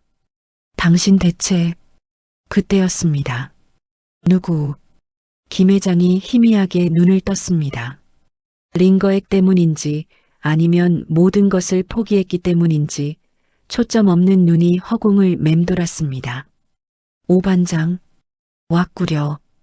그녀의 목소리는 갈라질 대로 갈라져 있었습니다. 김 회장은 힘겹게 몸을 일으키려 애썼습니다. 미안하오.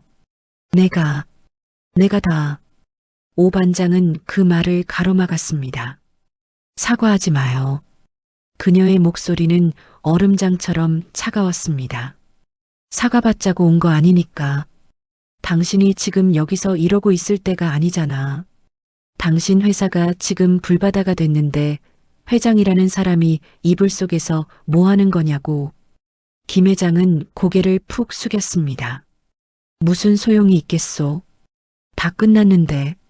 내 병도, 내 회사도, 내 인생도 그냥 이렇게 끝나는 게 내 업보인가 보오.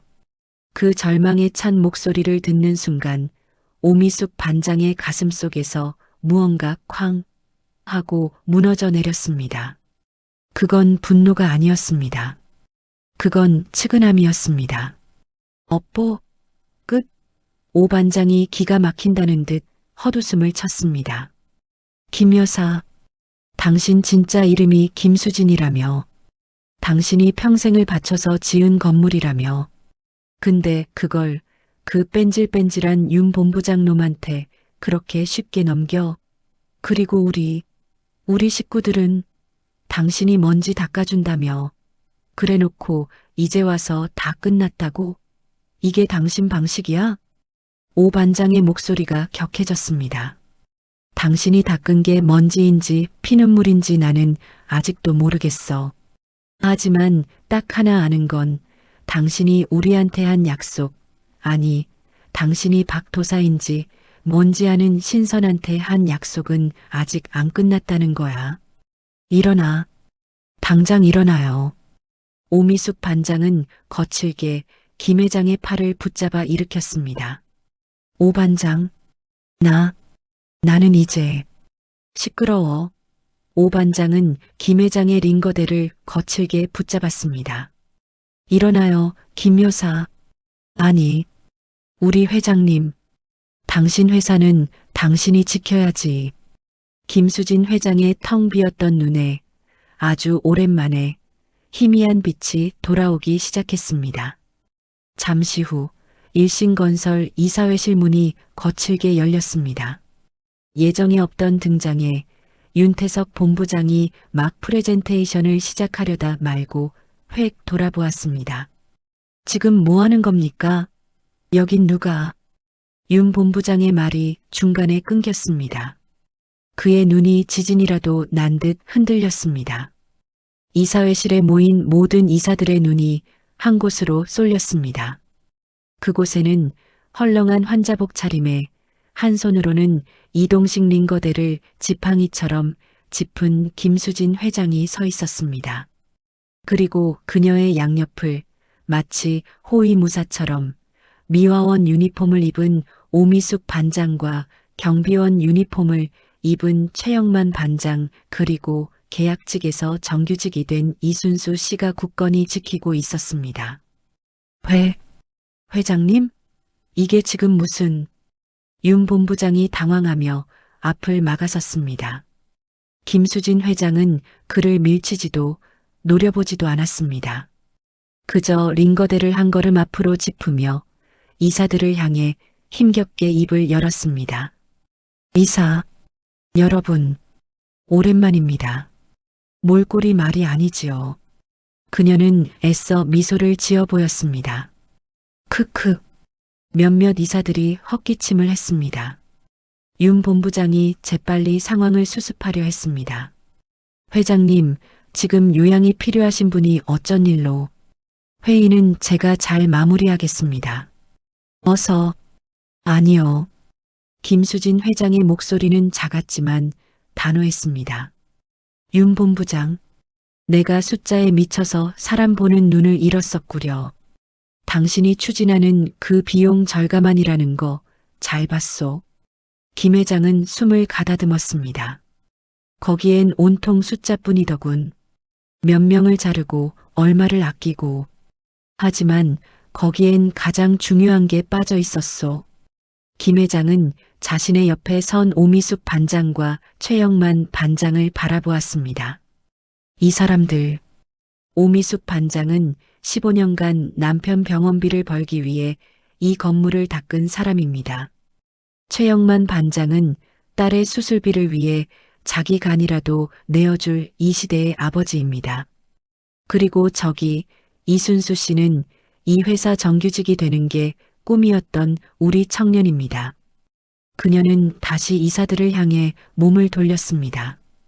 윤 본부장은 이들을 비용이라고 불렀습니다. 하지만 내 눈에는 이들이야말로 자산입니다. 숫자로 찍히지 않는 자산. 일신건설을 30년간 버티게 해준 진짜 기둥들입니다. 회장님, 감정에 호소하지 마시죠. 윤 본부장이 버럭 소리를 질렀습니다. 회사는 자선단체가 아닙니다. 주주들의 이익을 극대화하는 것이 경영의 제일 원칙입니다. 저들을 끌어안고 가다가 회사가 침몰하면 회장님이 책임지실 겁니까? 그 말이 끝나자마자 이사회장에는 얼음물 같은 침묵이 흘렀습니다. 모두가 김 회장의 입을 바라보았습니다. 그녀는 링거대를 쥔 손을 부들부들 떨었습니다. 하지만 그녀는 쓰러지지 않았습니다. 책임. 김 회장이 나지막이 그 말을 되뇌었습니다. 그래요. 윤 본부장 말대로 회사는 자선단체가 아니지요. 하지만 회사는 사람을 갈아 넣어서 이익을 내는 기계도 아닙니다. 그녀는 한 걸음 더 앞으로 나아갔습니다. 쿵! 링거대 바퀴가 바닥에 부딪히는 소리가 유난히 크게 울렸습니다. 내가 30년 전에 이 회사를 세운 건 돈을 벌기 위해서 맞습니다. 하지만 그보다 더 원했던 건 나와 내 식구들이 비바람을 피할 수 있는 튼튼한 집을 짓고 싶어서였습니다. 김수진 회장의 눈에서 뜨거운 것이 흘러내렸습니다. 그런데 내가 그만 눈이 멀어서 집이 아니라 숫자를 짓고 있었더군요. 내 식구들이 그 집안에서 울고 있는 것도 모르고 말입니다. 그녀는 자신의 환자복 앞섭을 움켜쥐었습니다. 이사님들, 저 김수진, 오늘 이 자리에서 죽어도 좋습니다. 하지만 내 마지막 부탁은 들어주시오. 저 사람들을, 저 땀 냄새나는 내 식구들을 비용으로 처리하지 말아 주십시오. 그들이야말로 일신건설 그 자체입니다.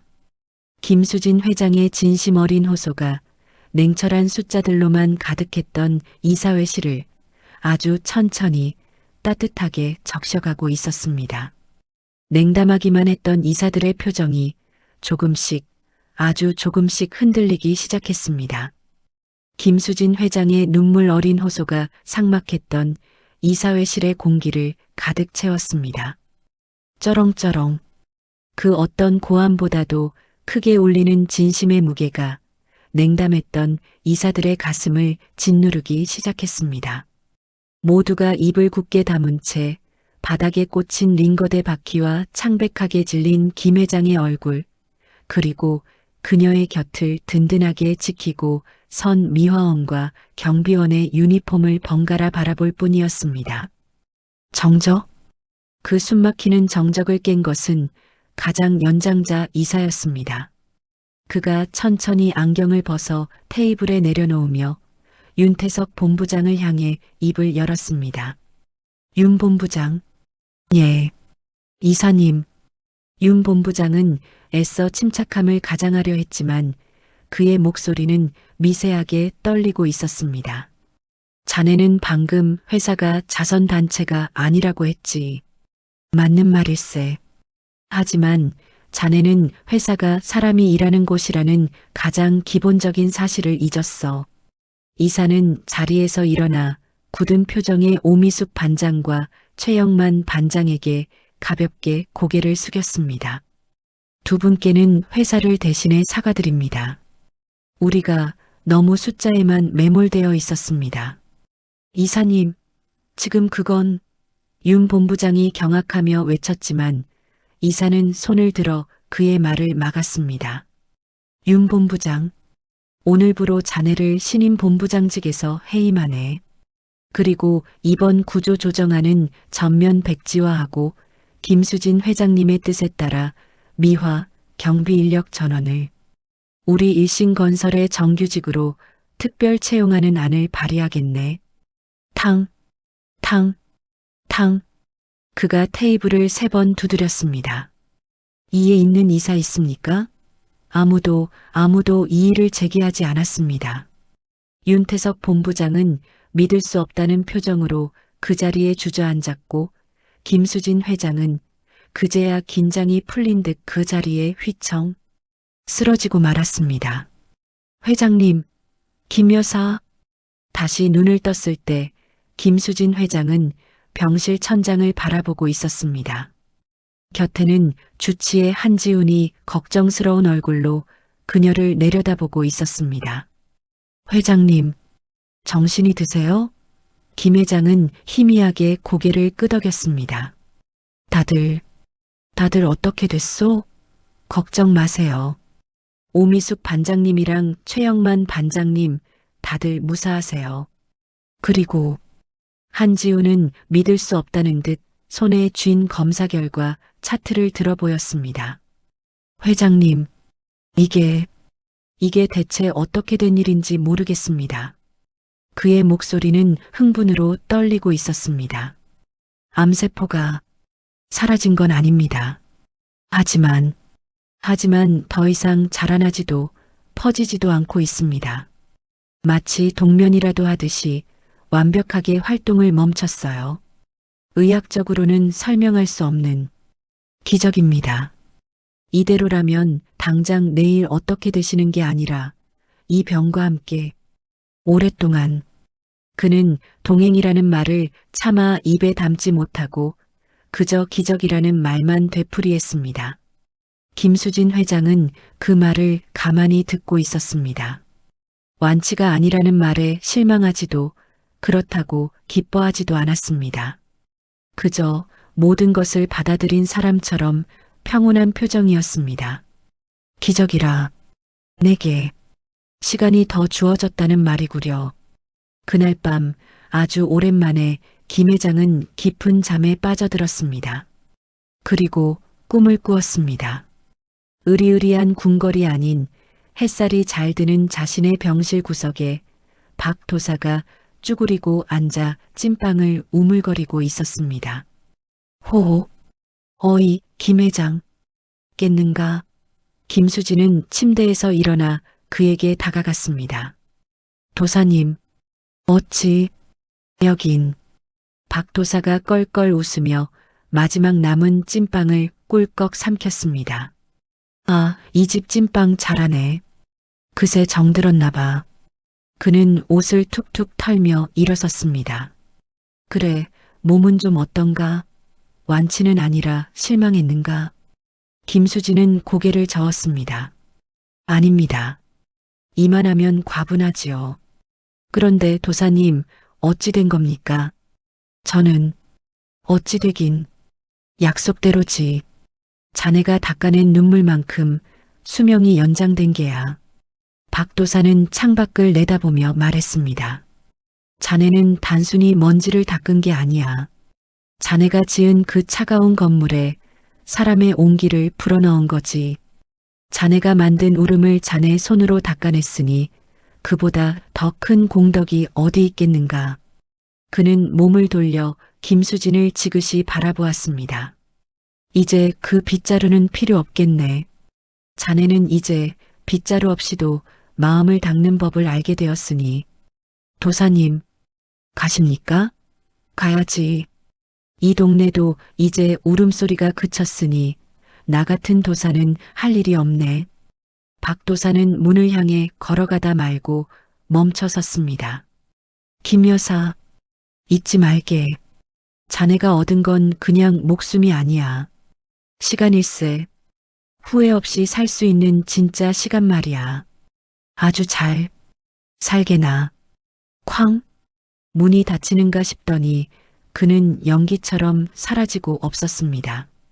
그로부터 몇 달이 흐른 어느 눈부신 아침, 일신건설 1층 로비는 예전과 달리 따뜻한 햇살로 가득 차 반짝이고 있었습니다.